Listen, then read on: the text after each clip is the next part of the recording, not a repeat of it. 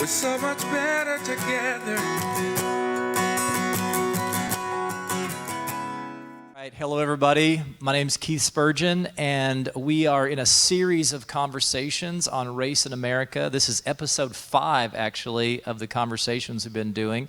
And the purpose of these conversations is really to bring us together, to bridge the gap, and help us to build relationship and hear each other and talk and have conversation. And so it's been a really beautiful time. If you've missed the other episodes, I encourage you to go back and watch those. They are worth the watch, worth the listen. So I hope you'll do that. Today, I have some very special guests with me. I've got Tiffany Doolan here and Brian Alexander. And Tiffany is the brand new principal at Wylie East High School here in our community. And congratulations on that. And thank you welcome. so much. And Brian is the brand new principal at our other high school, Wylie High School here in Wylie. Brian, congratulations on your new position. It's great. Thank you, sir. Amo, yes. Well, I actually went to Allen High School when I was growing up, so I just have a hard time with it. But anyway, we're going to move on. So we're not going to hold that against you. I know, thank you. I appreciate that, Brian. So you guys tell us a little bit about yourselves, tell us a little about your family, and so we get to know you a little bit. I think we have some pictures we're going to put up of your family. So Tiffany, why don't you get us started? Sure. Well, I grew up in Kaufman, Texas. That's where I get my cowgirl twang. You know, I like to say that in East Texas. And I am happily married to my husband, who is actually a teacher at Wylie High School. He's a I didn't know pirate. that. Yes, he is a great. chemistry teacher at Wylie High School. We've been married for 17 years. Yes, I hired him actually. Yes, Good job. yes. We have good taste. Yeah, Good I guess, job. right. We have 2 awesome kiddos. I've got a freshman, Riley, who at Wylie East. So very exciting times for her. And then our son, Braden, is a 5th grader at Davis. We live in Wylie. That's great. Yeah. Thank you. Brian, what about you? Okay, so I'm actually Texas born and raised. I have very little accent because my mom's from Ohio. So it's, there you it's go. what it is. So I actually grew up in Rowlett. That's where I did. Born in West Texas, grew up in Rowlett. No wife that I know of. If she is, then it's news to me. But no, this is my 11th year in Wylie. I started here as a chemistry teacher, and then for 5 years taught chemistry. Then 2.5 I was assistant principal on the campuses at Wylie High, I should say. And I spent the last 2.5 years before here as the director of student services for the district. So this is year 11 for me, and I'm excited to be here. Wylie is my home. That's awesome. Well, we're excited to have both of you in these roles. You have both taken some, really significant positions in our community, roles in our community here recently, and in some kind of tumultuous times. Obviously, some racial tensions happening across the country, but in our community even too, and in our school district. And then there's this little thing called COVID-19. I'm sorry, what was the COVID? Is that what it's called? COVID. You've heard of it, right? How do you spell that? Yes. Yeah.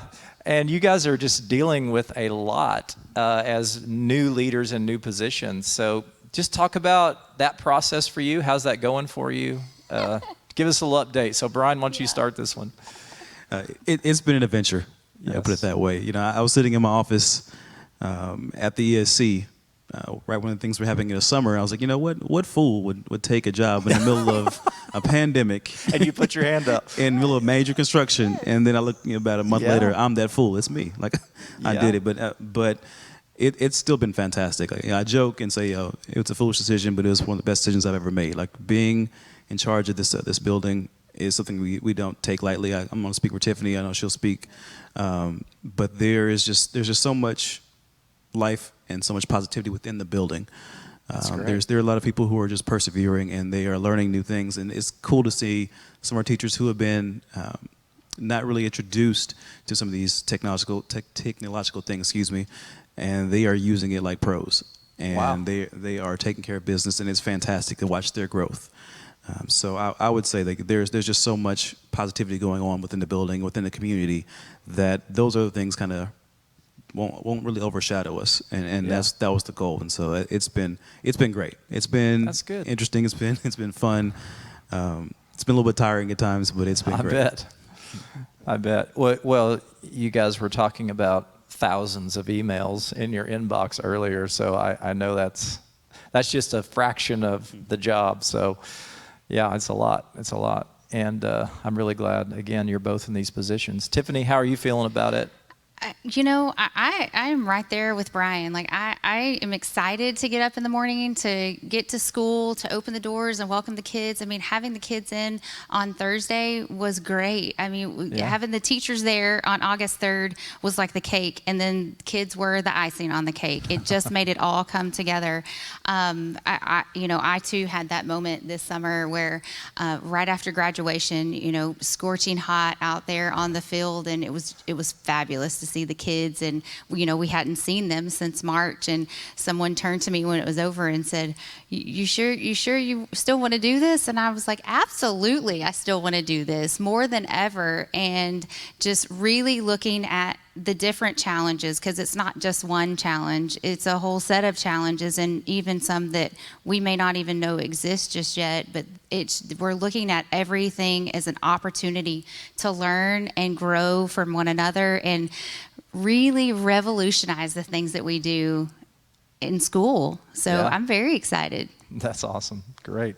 It sounds like you guys both have some of the right people on the bus, which makes a big difference when you get the right people. Yes, absolutely. Absolutely. I told my team, my admin team the other day, thank you for being my people, just listening and being there and letting us have the moments where we're sharing some frustrations, but then really regrouping and focusing on the things that we can control, which is kind of a theme right now. Focus on the things you can control and help and serve. So that's great. Yeah, it's good.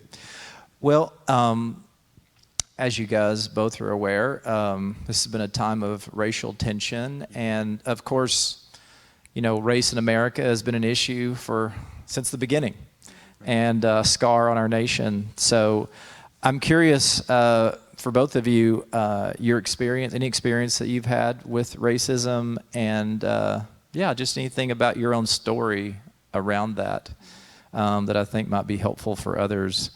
I don't know who wants to start here. Tiffany, you want to start? Sure, I don't mind. If I'm being completely honest, I don't know if I could think of a time where I had a negative experience with race, but maybe about being a woman. Yeah. And so I try to use that as my lens sometimes when I'm listening and I'm learning about things that our friends of color, one of my great friends being Brian Alexander, when I'm learning with him, just to to try to find a connection, I can think of times, growing up, I played lots of basketball, and some of my greatest friends came from those teams and those coaches and things. And in college, there were times where, me and maybe two other girls, we were the only white girls on the team, right. But we all loved each other, and it didn't matter. And so a specific time, I remember walking into a room one time, and I was, the only white girl in the room, but there were my teammates. And so I didn't feel uncomfortable because I had built a relationship with them. And so I don't know if I've had a negative experience in that sense, but as being a woman in leadership, what about that? Because I bet you have with that. Yes. I think once people get to know me and they see what you see is what you get, and I'm going to work hard for you, and I want to help me help you, and we're in this together. My hope is that they see that we're equal in the things that we do, and it doesn't matter if you're a man or a woman, or you're black or white or Hispanic. It doesn't matter. We're all in it together. And how do we use those unique talents and those differences as a strength to really learn, grow, and move this thing along? Yeah. All right. Good. Brian, can you share? Yes. So when you ask, especially if you're talking about just within our lives, I remember the first time I dealt with racism, I was 8, I believe. in elementary school, and it was very subtle comparatively. And so I remember going to recess in second grade, and I wanted to go play with a few of the kids in the corner and say, no, we don't play with black kids. That was the first time I was exposed to that sentiment. And I believe, a couple of years after that, I had instances where people were using the racial slurs towards me, things of that nature. And I grew up in Rowlett, which Rowlett is very similar to Wylie. Yeah. Rowlett looks very, very similar demographically. Basically, if you go back 20 years, we are where Wylie is now, in that sense. So it's very diverse, but at the time, it wasn't accepting as it needed to be. Right. And so I didn't. There wasn't a lot of things after that towards high school or college, but what I experienced in those situations were a lot of microaggressions. Mm-hmm. Things you where, said microaggressions. Yes, Explain that just a little bit. Okay. So comparatively, if you're looking at microaggressions, things that are not necessarily blatantly offensive, but if you read the subtext and the context of what the situation is, they can be offensive. Mm-hmm. I remember a lot of kids, especially probably towards the end of my high school and probably going into college, that's probably when I experienced some of these, would be, hey, you talk white. Oh, okay. Like that's kind of considered a microaggression. Like I didn't in front of a lot of different people. I don't use a lot of slang. Like I may, speak correctly. But it's called code switching. Actually, that's what it really is. It's called what? Code switching. Where code switching. You talk correctly in front of people. Then at home, hey, what's up, man? What's going on? Like, and I do that not realizing I do it. But I've actually conditioned myself to. Not knowingly, not intentionally. That's just how I've been raised, and I was conditioned to do that. Is that in certain settings, I act certain ways, and so, at school, I was, I'm going to speak correctly, I'm going to speak properly, I'm going to write properly, I'm going to do all these things. But at home, or my friends, they may not do the same thing. Excuse me, and so, not doing that. That's just the best example I can give you. Is that's kind of considered microaggression when somebody refers to, hey, you talk white, as if the standard for whiteness and the standard for correctness is whiteness. And that's kind of I internalized that not knowingly. I didn't know how to verbalize it as a high school kid or a college student, but now that I'm older, I'm kind of learned some more and kind of did some reading. I've kind of understood what it really meant and what it really was. And not that people are really trying to be offensive. It's just it's a joke for a lot of people. Right. Hey, it's just funny. I remember getting called Carlton a lot in school. I did because I was a short kid. Wore a lot of collared shirts. Yeah. So I remember getting that a lot. And so there are little things that I experienced within there. And then there's some more overtly things that are overtly racist. Excuse me. I hope you're going to edit that. Some overtly racist things that I've experienced as well. Just with people approaching me or using derogatory language, things of that nature. From early on until really at this age still. And so there's a lot of things that I'm learning about how other people are reacting to me and how other people are reacting, how much they've learned from their confidence and their perspective. Yeah. So yes, that's my experience. So just let's push the microaggression thing out just a little bit more for me. Yes, sir. So when those kind of things happen, like for example, you talk white, whatever, which as you said is normally not meant as a negative, but it creates this standard. So what does that subconsciously communicate for you as a black man hearing that, or when you were a kid growing up? Just talk about that a little bit. That to be accepted, or to be accepted by one particular race or one particular group, I have to act this way. Okay. And if I don't act that way, then I will be rejected by it. And so it happens honestly on both sides. Like if you are black and you talk white, you get it from both sides. Yes. Like you may have some of your white friends want to joke and say it, and you have some of your black friends who want to joke and say it. And so that kind of within me internalized, okay, if I want to be accepted by white people, I have to talk this way. You're right. And if I don't, I'm perceived as being not intelligent. And that's kind of what it's pushed towards me in that particular example. Yeah. Super helpful. Thank you for unpacking that a little bit more. Yes, sir. Because we can hear those kind of things, I think especially as white people, we can hear those kind of things and just be like, what are you talking about? And then we should move on. Right. It doesn't make any sense to us. So to to just unpack that a little bit is super helpful to understand what that communicates that we might not be intending to communicate. But to know that is super helpful for building relationships and trust and going deeper with people. So Absolutely. And so anytime we're having these conversations, I treat most people like they don't know initially. Sure. Like you have to show people grace initially. Sure. That's just kind of how I operate. So I'm listening, I'll show you grace. Hey, here's what this is. And I think a lot of folks will start apologizing for things that they didn't know was an issue. Like, I'm so sorry. Hey, it's okay. I'm just telling you now, I'm educating you now, I'm telling you how I'm feeling about it, what's going on with it. Now that you know, you're responsible for it. Right. There's a lot of things that's happening, especially like this summer, where we're trying to hold people accountable to standards that they didn't know existed. Yeah. And when there's no lines, when there's no clear protocols, when there's no clear standards, then it's hard to hold people accountable. Right. And so a lot of times I just kind of took it, internalized it. Hey, if you're asking about it, I'm gonna tell you exactly what I think about this and why it's not appropriate and why I feel the way I do when you say it. But initially, I'm gonna treat you like you didn't know. Yeah. But after that, then the relationship gets marred if you continue to do it. Right.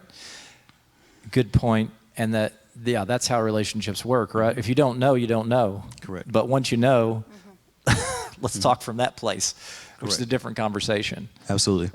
And I think the reason I want to unpack that, I know what those are, but I understand that concept. But I think as for people who are watching this, listening to it, I think if we don't take the time to ask the question, what do you mean by that? Right. Then we can get offended. As the white people, as the majority people, we can turn that into, what do you mean? I didn't do anything wrong. What are you talking about? And we take on an offense that's unnecessary because we just don't understand what is being said. Right. So offense can happen both ways without the communication, the conversation, without taking that second step to say, help me understand. I don't understand. Help me understand. So thank you so much for going there with me. Not a problem. Yeah. What would you guys say to parents or students who are coming back to school or considering coming back to school because they're online right now, and they're concerned about, potential racial tension at school and different things that have happened, things have been in the media, social media, different things like that? What would you guys say to those parents or students that are concerned about that? You haven't talked in a while, okay. Tiffany. Go ahead. Okay. I would want them to know that first in Wylie ISD, we're working really intentional. We're doing some intentional work in diversity and inclusion. I don't know if you've seen any of the social media that's gone out or information, but Reggie Bibb is now our director or coordinator over diversity and inclusion in Wylie, and so that is very exciting. Great. He was previously the one of the assistant principals at Davis Intermediate. So okay.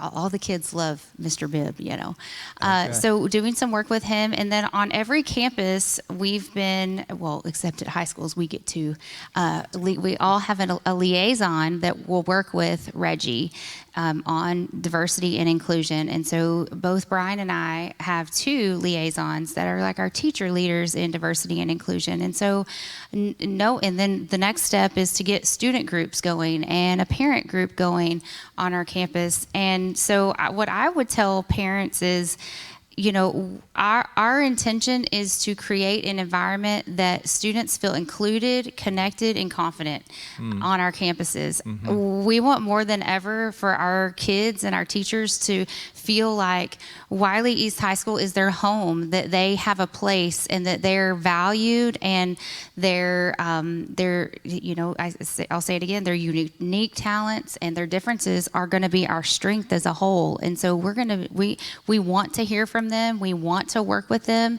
and safety, security, and making people feel included, those are our number one goals right now. Yeah. The curriculum and the TEKS, all those things, they will fall into place. But right now we need to keep people safe and included in the work that we're doing. Yeah. Yeah. And that's an environment where people actually can learn. I always say you're the worst version of yourself when you're afraid. whether that's physical fear or emotional fear or relational fear or whatever. When we're afraid, we're not in a learning posture. We're in a defensive, hold your hands up posture. So. Well, in meeting basic needs. Yeah. Meeting those basic needs for students and teachers and parents, and then everything else kind of happens magically. I don't know. It just does. Great. Yeah. That's good. Brian, can you speak to that? I think Tiffany did a great job of describing what we're doing as a district. I think the approach we're taking is the right approach. And in situations like this, especially talking about race, the natural thing to do is to not talk about it. Right. Like if you don't talk about it, it'll go away. That's kind of how we've treated it for the last 300 years. Like, hey, just don't talk about it, and it'll go away. I think we're taking the opposite approach by intentionally talking about it. Mm-hmm. And we're having coordinated efforts from the district level down to the high school level, down to the elementary level. Like at any level, we're intentionally talking about some of these things. And so I think that's crucial. Yeah, which is what these conversations are as well. Absolutely. We're going to talk about this. Absolutely. And with our student group, we sat down with our student leadership, Stuka leadership, I should say, 2 weeks ago, and we watched Remember the Titans. Right? Oh, yeah. If you've ever seen that movie, it's a fantastic movie. Great movie. I watched it on every bus trip for church camp every year for 10 years, right? And there's a statement in there that Coach Boone makes that says, they don't have to worry about race on their side, talking about another football team. Mm-hmm. He said, we do, and that's what makes us stronger. Mm-hmm. Yeah. Like we're going to intentionally talk about it. We're going to intentionally embrace it. Just like Tiffany said, we're going to focus on the strengths of every person on this team and everybody in this building, and that makes us better for it. I think a lot of what's going wrong is that for so long we've been taught, hey, just see everybody as the same and treat everybody the same. And I know the message behind it is, trying to say, I'm going to treat people how I want to be treated. That's not really what that means. What it means is I need to treat somebody with the same consideration I want them to treat me with, which is a whole different concept than saying I'm going to treat everybody the same. Because if you start dismissing color and start dismissing culture, and you start dismissing religion, you start dismissing the person. And you're saying, I treat everybody the same. Like, why are you offended? Like that, I talk like that to Tiffany all the time. Why are you offended, Keith? Like that's some things that happen. And so through this learning process and through all these intentional things we're doing, is to get those conversations in a healthy place and make people really feel comfortable and seen within the buildings. That's great. That's really good. I'm thankful for both of what you said. That was so good. So you guys, again, you're stepping into significant roles of leadership in our community. What is your hope for Wylie? What is your hope for our community, our schools? As people, as leaders, what do you hope for? I just want all of it. I want the moon and the stars and unity, I guess. And just, Brian, and as soon as Brian was named principal at Wylie High School, I couldn't wait to reach out, and I don't think I waited more than about 5 minutes. And it was like 3.5. Okay. Being honest, and I'm like, hey, when can we meet? Hey, I know you're busy. When can we meet? Because I just really want this sense of we're all in it together. There's healthy competition is good, but Brian and I, we want to see unity, and I want success for all kids, and I know Brian does too, and success for all teachers. Talk about what you're doing on Friday. Yeah. You guys. Okay, we're so excited. Brian is a creative genius and came up with a hashtag community, but it's hashtag COMM, capital UNITY. And so our Stuco leaders, so we met with our Stuco sponsors together. Stuco? Oh, sorry, Student Council.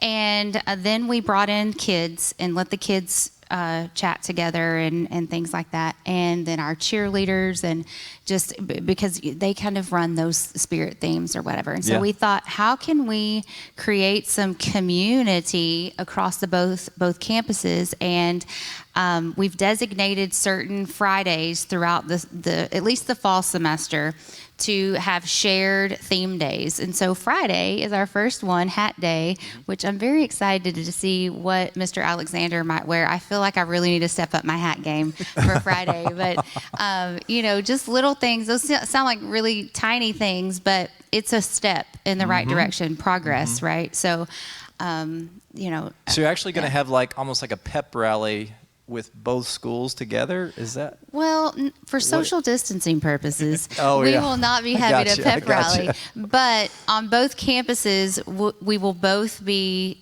We're both going to host a hat day. Okay, And so, the idea is to how many people at Wylie High are wearing hats to show school spirit, and how many people at Wylie East are Okay. wearing hats, and just showing how it kind of a combined doing it force. together. We're doing it together, Which is new, yes, let's just say. yes, It is a little new. And, There's been a serious Yes. rivalry between those Yes. two high schools. So. yes. well, and Well, it's and competition is good, Competition is but- good. Healthy competition is what we're looking for, and Yeah. and Tiffany gave a good idea of what we're doing Friday, but just past that, we've had within our student council and student leadership, they're saying, hey, we're going to help you with your homecoming, so you can enjoy it. I don't know if you ever watched a homecoming in downtown Wylie. It's a fantastic parade. It's really cool. Yeah. Well, if you're working homecoming, you don't get to enjoy it. Yeah. Like you're working all week long, and one of the ideas that came from one of Tiffany's sponsors is like, well, how about we help you? We take care of everything the day of. You guys get to sit back, enjoy, and we can just be in this moment together. And I think this is the start of things that we're doing. And so she mentioned student leadership, looking at PTSA as well, as them collaborating, and the expectation that we set for each group that we met with is, hey, 2 things this year we want you guys to collaborate on. And to build that community. And so after what happened this summer, and after everything's been going on, it just felt like this community needed to heal.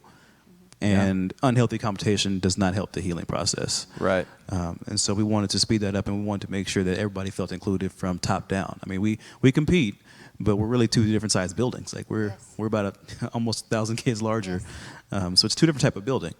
And so we can support each other and still compete at the same time. It's not anything where I'm rooting against. That's the big thing I remember was saying when I was at Wylie High School before, is that it's not that I'm rooting against you, I'm just rooting for us. Yes.